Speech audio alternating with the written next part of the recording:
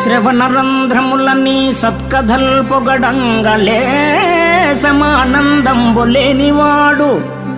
పుణ్యవంతులు నిన్ను పూజ చేయగ చూచి భావమందుత్సాహపడనివాడు భక్తవర్యులు నీ ప్రభావముల్ పొగడంగ తత్పరత్వము లేక తలగువాడు